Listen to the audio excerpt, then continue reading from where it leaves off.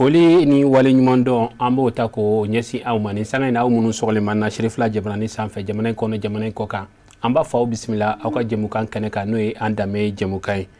an ka kɛnɛ kan maa min b'an bolo o de ye an balimakɛ n'o ye an karamɔgɔ jeliya sira kan maa min don a dɔnnen don diɲɛ fantan naani bɛɛ lajɛlen fɛ wa an ka jɛmukan min filɛ nin n'o ye an Dambe jɛmukan ye ayiwa kɛnɛ kan dunan tɛ fana n'o ye Djeli Makan Soumano ye Djeli Makan Soumano n'a tɔgɔ fɔra hakili la an Dambe kɛnɛ k'a dɔnnen don an bɛna kuma fɛn min kan yani an ka don o kɔnɔ an b'a fɔ Djeli Makan ɲɔgɔn tuma ayiwa an bɛ foli d'an lamɛnbaga bɛɛ lajɛlen ma surtout jan'a ka s'olu ma ni y'an selen ya bi ala ka kɛ don ɔ jɔn bɛ diɲɛ ko ko minɛ i ka masa in fɔ k'a barika da an b'ale min ka nɛɛmaw la ɔ n'a tɛmɛn'o kan ala ye sanga ɲɔgɔn k'a yɛrɛ la a ka kira tɛmɛnen kɔfɛ a ko sanga ɲɔgɔn b'ale la an bolo o y'an ka diɲɛnabɔ sababu ye o tuma k'an bolo fila d'an ko bɛɛ lajɛlen ye k'olu ka duwawu k'an ye an bɛna segin min kunna a barika ɲuman bolo ko da ɲuman don a la cogo min kɛnɛ in bɛ sigi ɲuman na ni ka tila k'a kuncɛ ni ɲuman ye ka tila ka lamɛnbaga bɛɛ lajɛlen fo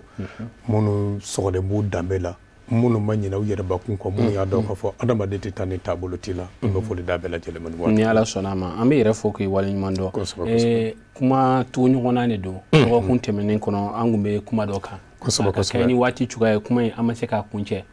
an ka kuma kuncɛyɔrɔ la an da donna fɛn min na n'o ye fulaw ani numu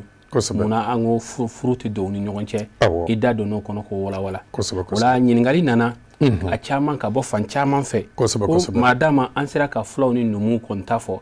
k'a se ka walawali ko la k'an b'a ye fana a dun fɔra ko ɲamakala ani hɔrɔn ni ɲɔgɔn cɛ ko furu kana don k'o fana sababu jumɛn de y'a to a bɛ fɔ ko hɔrɔnden kana ɲamakala furu ɲamakala kana furu hɔrɔn ma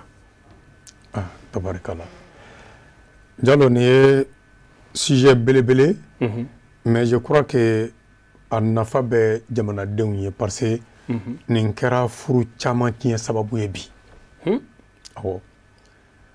nka n delila ka kuma dɔ fɔ yan ko ni k'i bɛ sogo di adamaden ma n'i y'a sugu f'a ye a donni ka nɔgɔn kojugu parce que caman b'a f'i ye n'i taara bi k'i bɛ taa furu kɛ caman b'a fɔ a tɛ kɛ an bara a ma deli ka k'an bara ne y'a sɔrɔ a bɛ kɛ tan de mais mun b'a kɛ kun jumɛn b'a la a si tɛ se ka f'i ye ça veut dire que fɛn de dira an ma mais a ma ɲɛfɔ an ye parce que n'i ko sisan ko hɔrɔn ani ɲamakala depuis ye fili b'a kɔnɔ puisque mande mɔgɔ tila jamakulu fila de ye jamakulu fɔlɔ o ye hɔrɔnw de jamakulu filanan o ye jɔn de ye hɔrɔn sina ye jɔn de bon maintenant hɔrɔn fana bolofara fila b'a kɔnɔ tontigi ani ɲamakala donc depuis yen ne ko hɔrɔn ni ɲamakala tɛ furu i bɛ mɔgɔ kuma kelen fɛn kelen de ma nka i ye mɔgɔ fila tɔgɔ fɔ mais a bɛɛ b'o groupe ba kelen kɔnɔ o ye foroba fili ye o la voilà bon ça se comprend c'est pour qu'on bɛ k'a fɔ a donné da cogo min e ye ɲininkali kɛ ten de mais je veux dire que kuma in aw dɔrɔn tɛ o an yɛrɛ minnu y'a lakanabaga an bɛ ka fili o puisque n'an yɛrɛ bɛ taa deli an b'a fɔ de k'an nana an ka hɔrɔnkɛ deli pendant que i bɛ n'i jatigi de deli i bɛ na tontigi de deli mais hɔrɔnya kɔrɔ ye di n ko hɔrɔnya kɔrɔ de ye ko mɔgɔ min ta ye a yɛrɛbakun ye ɔ i bɛ nin bɛɛ de la ka ɲamakala feeretɔ ye wa a tɛ feere ɔ bi baadaw ka fili ɔhɔ n'i ye sara e tɛ se ka taa fɔ baadaw ye ko e tɛ tiɲɛtigi ye walima kelen nin ma ɲɛ kumakan jugu k'i b'a fɔ a ye e tɛ se ne bɛ se k'a fɔ a ye ni baadaw ye président ne ye jumɛn ye ni président filila min bɛ se k'a fɔ a ye ni président bɛ se k'o la o tɛ kɛ jumɛn ye donc c'est pour dire jama tilara groupe ba fila min ye hɔrɔn o bolofara fila o de ye jumɛn ye tontigi ani ɲamakala tontigi c'est les 16 clans guerriers c'est-à-dire kabila 16 min tun ye kɛlɛcɛw ye a bɛ f'olu de ma ko tontigi ton yɛrɛ kɔrɔ ye di kɛlɛcɛw bɛ bɔrɔ min ta k'a da u kɔ la ni kalakisɛ bɛ bila a kɔnɔ on appelle ça le carquois. O de bamanankan ye ton ye. Maintenant ton fana bila fɛn jumɛn ye o ye kalakisɛ de n'o ye flèche ye. Donc kɛlɛcɛ minnu kun b'o ta ka taa kɛlɛyɔrɔ la fɔr'o de ma ko tonta jɔnw. Donc ça veut dire que olu de welela ko tontigiw bi ni ɲamakalaw yɛrɛ bɛ ka erreur kɛ k'a f'u ma ko hɔrɔn. Bon maintenant hɔrɔn bolofara filanan kɛra jumɛn ye o de ye ɲamakala ye. Donc ça veut dire que hɔrɔn ɲamakala a bɛɛ bɛ kuluba kelen de kɔnɔ mais bɛɛ n'i jɔyɔrɔ parce que ninnu bɛ taa kɛlɛyɔrɔ an tɛ taa kɛlɛyɔrɔ nka an b'aw lamɛn puisque n'i ye jateminɛ kɛ dɔnkili dɔ da ta u b'a fɔ ko minna min kɛ u banna kaban. Maninkaw ka dɔnkili. Janjo lamɛnbani ko minna min kɛ o banna. Kumaden in kɔrɔ dɔn. Ayi. Kuma min bɛ hɔrɔnkɛ la dusu o mɛnbaga dɔgɔyara. O ye tiɲɛ. Voilà o de kɔrɔ ye. Ça veut dire que e tatɔ kɛlɛyɔrɔ ni bi tɛ kunun n'an bɛ taa kɛlɛyɔrɔ la sufɛ i b'a sɔrɔ ɲamakala bɛ sigi a bɛ kɛlɛcɛw sigi ka cɛfarin fɔli kɛ. Non o don wolomusow bɛ kɔn ka taa fɔ ɲamakala kɛ n y'a ɲini fɛ ala kama ka na n den wele. Puisque n'i y'a wele a bɛ dalakan dɔ don i ye. N'a dun ye dalakan don n'a ko ni n taara kɛlɛyɔrɔ ni ma cɛ 100 faga n tɛna n'a ma 100 faga n tɛna. Parce que min bɛ fɔ e ɲɛna o ye k'i ni danbe bila ɲɔgɔn na toi tu es obligé ka fɛn dɔ kɛ ka na. Donc ça veut dire que différence tɛ fɔlɔ tontigi ni ɲamakala cɛ contrairement à ce que u caman b'a fɔ k'a fɔ hɔrɔn ni ɲamakala. Non hɔrɔn ni ɲamakala tɛ. O kɔrɔ an bɛ hɔrɔnya min wele ani an bɛ min wele ɲamakala a bɛɛ fɛn kelen ye o kumakan. A bɛɛ ye hɔrɔn de. A bɛɛ ye hɔrɔn de u ɲɔgɔn sɔrɔ o kɔnɔ. Voilà mais juste la seule différence ninnu ye tontigi ye c'est des clans guerriers. Nous on a rôle wɛrɛ bɛ an na puisque min b'i lami jɔn bɛ nɛgɛ dilan ka d'aw ma aw ka taa kɛlɛyɔrɔ numuw tɛ wa. Ɔ jɔn bɛ masiri kɛ sow la garangew tɛ wa. Ɔ jɔn bɛ duwawu dɔ ka taa funɛw tɛ wa. Donc ça veut dire que rôle wɛrɛ bɛ ɲamakala la bɛɛ n'i jɔyɔrɔ don. Président tɛ taa kɛlɛkɛ kɛnɛ kan o. Il a des troupes. Généraux tamandiw u b'i sigi de ka ordre di sous-officiers fana bɛ sɔrɔ kɛlɛcɛw kunna nka bɛ kɛ ten nɔ de. Donc chacun a son rôle. Donc ça veut dire que kumakan min filɛ nin ye k'a fɔ déjà hɔrɔn ni ɲamakala erreur dɔ don mais erreur nin tɛ aw dɔrɔn na dɛ puisque an minnu bɛ k'a lakana an yɛrɛ t'a dɔn.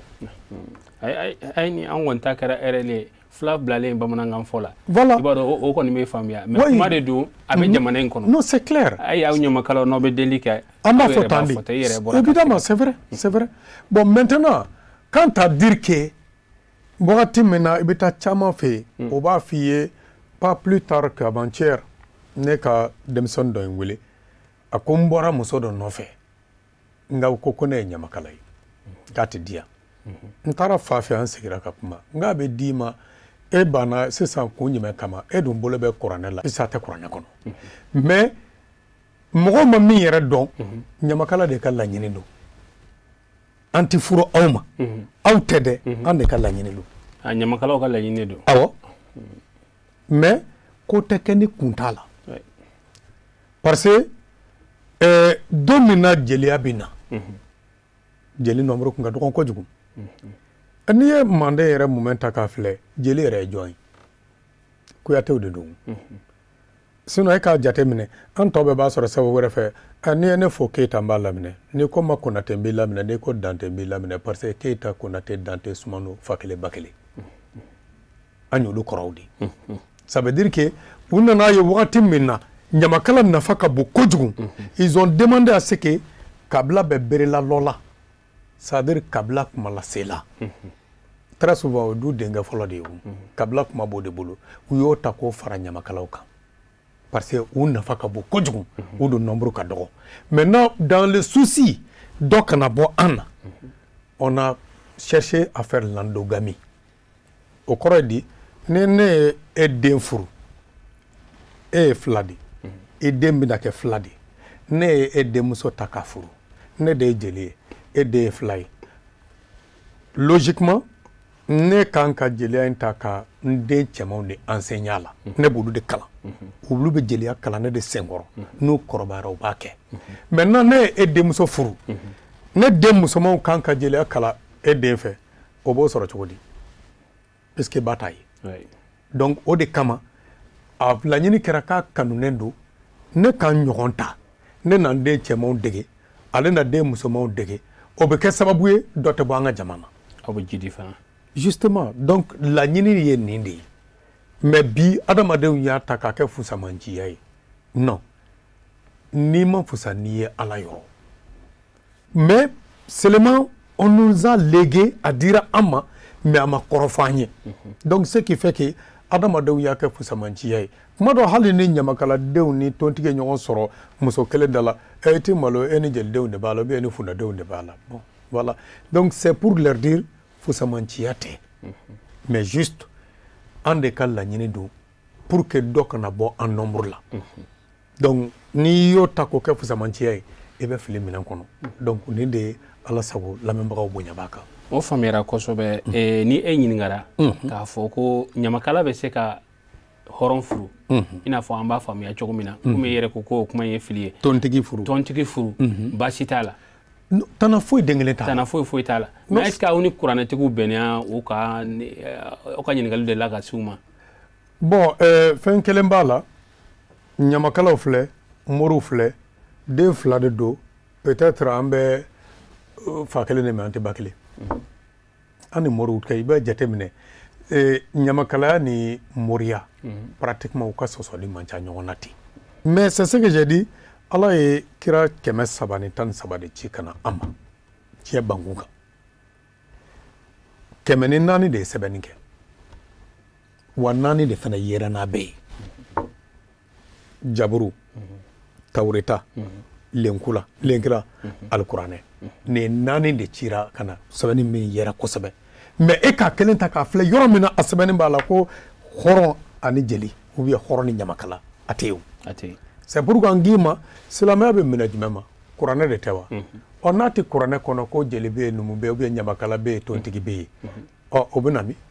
c'est pourquoi n k'i ma an ni diinɛtigiw tɛ se ka fɔ ɲɔgɔn kɔ parce qu'en réalité diinɛtigi a bangera fɛn dɔ de kɔnɔ a bangera tabiya dɔ de kɔnɔ o tabiya in lakanabaga de ye an ye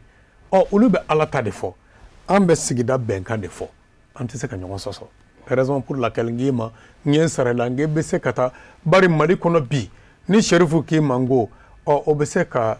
fɛn dɔ f'i ye a bɛ se ka k'i ɲɛna k'a filila nka bɛ ala ta f'i ye mais n'i y'ale ɲininka ala ta la a b'a f'i ye nin fɛn ninnu interdit t'a la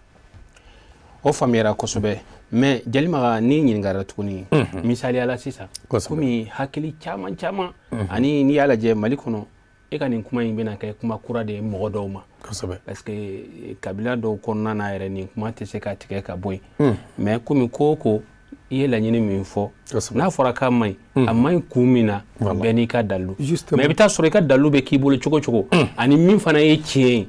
o bɛ yen mɔgɔ si obligelen tɛ k'a kɛ mais dɔw b'a fɔ k'a fɔ ko ɲamakalaw ko ani tɔntigiw k'u ka furu a kɛbaliya toli k'a kun ye parce que ko ni tɔntigiw wulila ɲɔgɔn kama n'u yɛrɛ dama bɛ ɲɔgɔn na ɲamakalaw de bɛna kɛ kuma kɛlɛ yalima ni o fana ni nin kɛra sisan ni nin faamu nana ka nin sira dabila n'a fɔra ko a to ka kɛ a tɛ na ni gɛlɛya dɔ ye bon je ne pense pas que gɛlɛya bɛ y'a la parce que n ye kuma dɔ f'i ye sisan n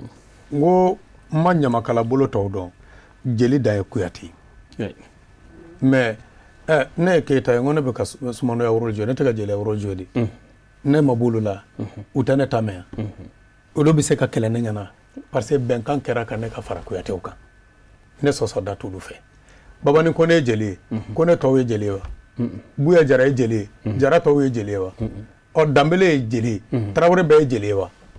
c'est pour dire i mana taa jamu o jamu min kɔnɔ mabɔw y'aw ka mun ye olu ye anw ka jeli ye sakɛw dun olu fana aw ka garangew tɛ wa donc c'est pour dire siya o siya ɲamakala b'a bɛɛ la parce que wagati min kuyatew ka dɔgɔn a ɲinina an dɔw ka tranché ka fara u kan pour que nombre bɛ compléter mais souci ye de vide min bi yen dɔgɔya min b'a an na k'o rattraper o de kama laɲini ko k'an ka furu kɛ an ni ɲɔgɔn cɛ aw tɛ dɛ an de ko ten ɲamakalaw a ye furu k'aw ni ɲɔgɔn cɛ pour que nombre kana bɔ aw la pour que fɛn dɔ bɛ a kana tunu parce que je te donne un exemple ma première femme est Peul ne muso fɔlɔ Sangare de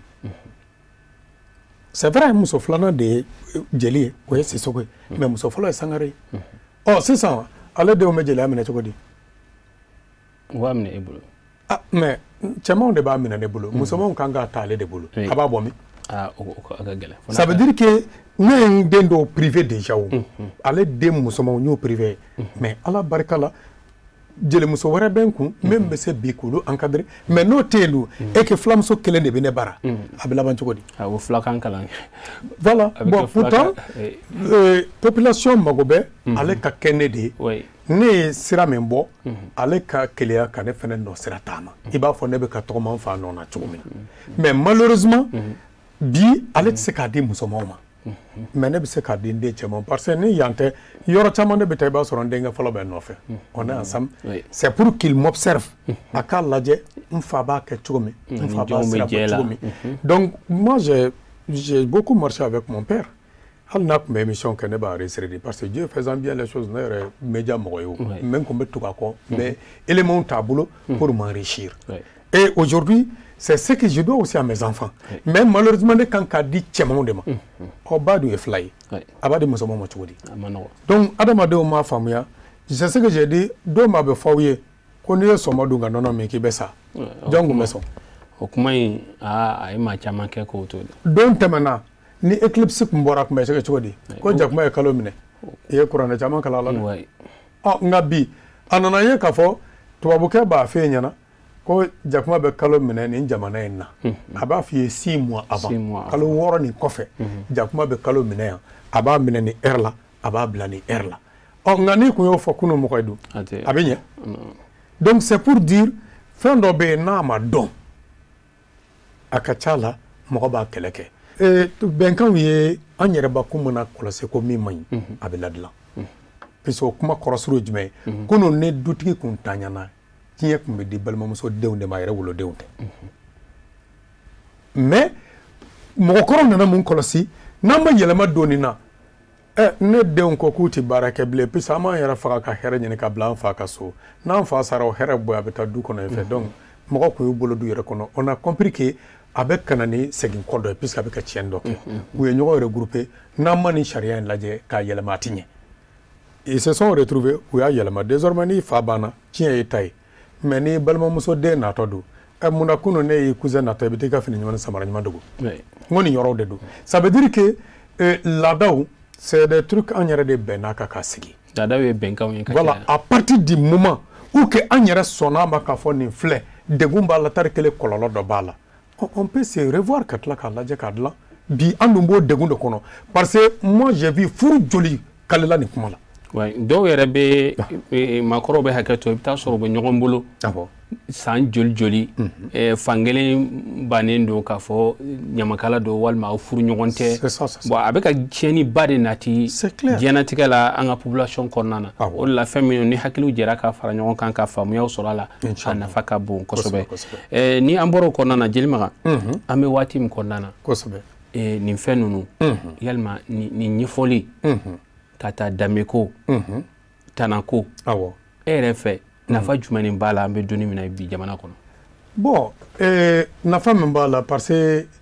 bi an bɛ yɔrɔ min na n'i ka wulu ye n ta si dɔ minɛ n'i ko k'i b'a si filɛ tile bɛ guwa i la quoi bi la jeunesse manque de repères an ka denmisɛnninw b'a daminɛ min u kan ka conduite jumɛn ta pratiquement o tununa o mun y'a tunu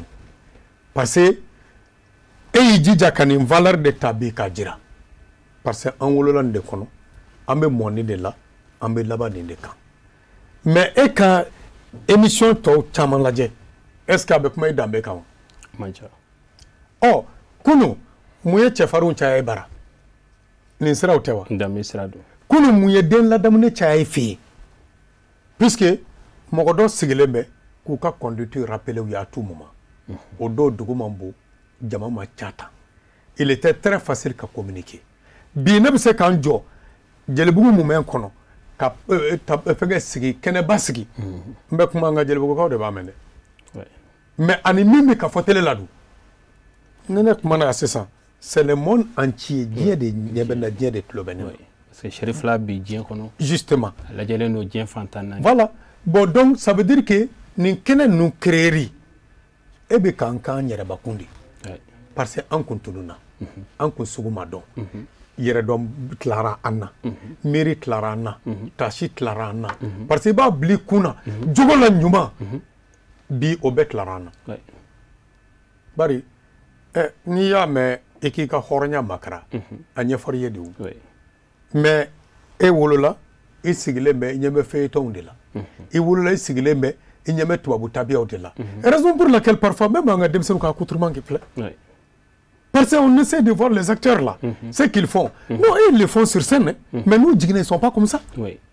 Mais en Bota, Nama Kouroussi Djiginka, Agnere Djougna Makayala, Ambe Kouroussi Djigi, Langolo Bola. Mais il y a un minko, Oba Kekero Dodela. No Bore Otake. Bon, na soro, et que Dambe Kenem Flé, nous nous instaurons nos femmes beffet. Et avec la fille de Bina. Bi ebe demseni Djumé, ko obe sur le Mabro Labli. Omabawa. Kunu mɔgɔ min bɛ san 40 kɔfɛ i b'a sɔrɔ san 7 o san 7 u bɛ dugu bilakoro bɛɛ kɛ ɲɔgɔn kan ka kalifa ɲamakala cɛkɔrɔba kelen na a b'a fɔ ma zɛmɛ dɔw ko maawo a bɛ fɔ a ma de ko mɔgɔninfin don kuma adamadenya kɔnɔ la période de socialisation kɔrɔ jumɛn b'a la zɛmɛ min bɛ taa n'aw ye a bɛ jamana f'aw ye ka jamana danbe f'aw ye ka tabiya f'aw ye k'aw dusukun lamɛn k'aw kɛ cɛfarin ye n'olu bɔr'o la u bɛ kurusi saba ta u bɛ kɛ jamana kɛlɛcɛw ye parce que o b'a sɔrɔ olu bɛ saya kɔrɔ dɔn kala ka jamana garate ye o y'a sɔrɔ u lamina o la u lamina u ye jamana valeur dɔn mais malheureusement bi o si tɛ yen bon o yɛrɛ ma jugu dɛ ce qui est écœurant min ka jugu n'a bɛɛ lajɛlen ye an minnu kan ka dicter kun an yɛrɛ tun na jaa ne t'aw jalaki dɛ ne bɛ jalaki bi n yɛrɛ kan parce que à vrai dire ne tɛ n jɔyɔrɔ la bilen puisque min bɛ ne intéressé o ye Jalo ka 200 sɔrɔ cogo ye mais min b'a kɔfɛ munna ne ye nkalon tigɛ bi ne bɛ tugu e kɔ puisque o de kɛmɛ ka tiɲɛni ba kɛ ne ye n balo siri e bolo la o bolo min b'i balo a tɛ kin bon ne hakili la an bilara aw senkɔrɔ de k'aw ka conduite suit k'a dicter aw kun donc mais ni ne yɛrɛbakun ye n jɔyɔrɔ bila o la ka boli jɔn min n'o ta bilen a ka gɛlɛn jɔn min n'a f'e ye k'e bɛ fili la a ma nɔgɔ e ka fili la tilenbaga ye ne ye ne yɛrɛ ka fili ka jugu e ta ye o tilen man di aw bɛ ɲɛnabɔ cogo di ni tasuma ye yɔrɔ minɛ i bɛ ji de kɛ k'a faga tasuma wulila ji yɛrɛ k'a bɛ kɛ cogo di hakili de b'o faga an b'i fo k'i waleɲuman dɔn Djeli Makan an bɛ bɔ ni kuma na ni min ye nin tile filanin na Mali théâtre bɔlaw ye jɔnjɔnba ta ka na di an ka karamɔgɔ ma a di Cherifla Soumano Madan Haidara ka n'a d'a ma ka sabu kɛ a ka wulikajɔ min n'a y'a kɛ n'o ye Cherifla TV jamana danbe lasigili sabula danbe ko kuma yira kɔnɔna na danbe émission bɛ yen bon bɛɛ b'a dɔn silamɛya min ni Cherifla Soumano Madan Haidara y'a di diɲɛ ma silamɛya min bɔra Alakira yɔrɔ sallallahu alaihi wasallam n'i y'a ta ka danbe bɔ a la i bɛ taa sɔrɔ fu de b'i bolo bon ale yɛrɛ y'a minɛ ka danbe to a kɔnɔ k'a di mɔgɔw ma ni danbe ye bon ni théâtre bɔlaw nana ka na ni jɔnjɔn ta k'a d'a ma e yɛrɛ kun nisɔndiya ni waleɲuman dɔn jumɛn b'i bolo k'a ɲɛsin a ma parce que fɛn dɔ de bɛ yen il faut que mɔgɔw k'a dɔn u ka kumaw la u ko ko a bɛ baara min na tiɲɛ na nin ka dɔgɔ a la mais jamana in kɔnɔ min gɛlɛya bɛ yen o ye ka mɔgɔ ka ɲuman dɔn a ye ayiwa fulakɛ ni ka kɛ a man ka bari mɔgɔ la o ayi ne k'i ma ko ne ni Cherifla ye ɲɔgɔn sɔrɔ kɛnɛ camanba kan ne ye n jɔ bi a tɛ se ka n yɛlɛ nɔ nka don min Banamba dugutigilakaw Belenge Sɛnpara ye fura conteneur d'a ma ne ko ye maître de cérémonie a don ye min fɔ ka tila ka min kɛ o b'ale ne ni Ala cɛ ngolo nasugu jɔra Banambakaw fɛ k'a d'a ma k'a di mɔgɔ ma o ka sela kɔnɔ misiri jɔlen ne de ko ye maître de cérémonie a ye min kɛ o b'ale kɔnɔ o b'ale ne kɔnɔ o bɛ Ala kɔnɔ ne sigilen b'a kan parce que a don a ka mɔgɔw k'u bɛ doni na cɛ a ko non payibo ye an ni ninnu de ye kelen ye a taara don min na k'a kɛra mois de la solidarité parrain Herma Plus la ne de ko ye maître de cérémonie min kɛra ale ni ne cɛ n b'a dɔn c'est pour dire ne b'ale dɔn dɔnniya ye jumɛn ye ni ɲumankɛ bolo cayara i feere tigɛlen b'i kɔfɛ an b'ale kalama an b'a kɛ hinɛko dɔn an b'a kɛ kinikini dɔn an b'a ka makari dɔn k'a dɔn a bɛ siya ɲɛna dɔ de ka ɲɛta kama an b'o kalama mais oti bari mogolo ngo waso de nani haidara kore akela jumende yake ai alu badara ba ka waso kande ko ne ka waraba nato dongo de nga haidara koro de ko waraba donc ni waraba sigira ka waraba nyoroche ana hakla dira tigide maw donc ce n'est pas surprenant afo Cherifla ka sigile meni ka wa fembe ne ko fe inshallah ni ala sonama ambi ire foki wale nyundo ka keni anga wati uchugo ya kuma che kuma jume bi bolo ka dani mbega anteli ala aywa anto sama comme dugu black up sala da wuliye ala eneni dinatigu do nyogona o de kama nga sigi ka wuli ko ma do segu uka dankoroba be segu ka kira ka dafije Cheikh Tidiane Touré anaka kema burama no e Mamadou yi ambe bunya masegin kuma nyode fi ngo nene Touré la ka je ni misama bwala parce que mani do be je ko le betla ka fo ko nen kumbado ngawlu tamakoy o koso ala e bulka sum do ne garsela honorable neti ngal la yadda do ne ka sungoro sugoro boro demsenu ni ka mo be kuta yeya Touré ne madele ka sigala o konna na ni njora bagan ko ka joli bo ala ne son bamana muso terentana jara banani kaya joli kene meni seme kene sunso bamana zanga kaya jara min ko bamana ya maso ko katto tige idala katlaga kalon tige idala ko ti ben hornyana na nyolu fo o kuma me fo di lambaga sangote belenge sempara banamba ka nyamoko jalo ne be jie fo famina belenge de ne jodo no karsa kalanka ka kalmum bi nafa medden kay fasrafe kay fay kan jagoya kabin tisse kan jo jamana ka fo mo mango nga belenge en converti pour que nga kay nyerba ko sino ne kun na taranga kala ne fe kuma ko boye masaki ke banamba bele jala na ko ke basagar sempara ne la sona ami foki wala nyumando anga wele ka jabilela ka do ki halisi san ala ka do fara doniya uka ne ala sona ma ana nyogon soro sigida werawla ka kuma fero ka mimbe jamana de unafa inshallah ame ko segin folita ka nyasi awma aw munu ni aw sogole me Cherifla jabrani sanfe wati be tuma be keren yala anda me jemuka ale keneka ambe duwaw de kɛ dɔrɔn an ka jamana ala ka basigi do a kɔnɔ jamana in danbe minnu kun b'a kɔnɔ danbebaw de do an kɛrɛfɛ dugu bɛɛ kun bɛ ɲɛbɔ ni jamana in fɛ danbe min kun b'a kɔnɔ maaya min kun b'a kɔnɔ hinɛ min kun b'a kɔnɔ makari min kun b'a kɔnɔ nka ala sɔnna ma a caman tunna mais a cɛbaw bɛ yen a mɔgɔw bɛ yen minnu bɛ a dɔn a mɔgɔw bɛ yen minnu bɛ a waleyaw kan a ka fara ɲɔgɔn kan an minnu ye bi denmisɛnninw ye wasa ka se ka ta ka baara kɛ n'a ye anw kɔfɛ wasa minnu bɛ na olu ka se ka tɔnɔ dɔ sɔrɔ u ka dɔn Mali kun bɛ yen Mali kun sigilen bɛ nin ko ninnu kan o la an bɛ dugawu de kɛ ala ka maliden bɛɛ dɛmɛ minnu bɛ tunga la n'aw bɛ k'an lajɛ aw ka dɔn k'a fɔ an dusukun n'a ŋaniya bɛɛ de ye kelen ye ani hakilina kelen an faso a bɛ se ka basigi cogo min a bɛ se ka bɔ dingɛ kɔnɔ cogo min na k'aw fo ka waleɲuman dɔn ka dugawu kɛ a k'an bɛn diɲɛ waati wɛrɛ wasalamu alaikum warahmatullahi ta'ala wa barakatuh.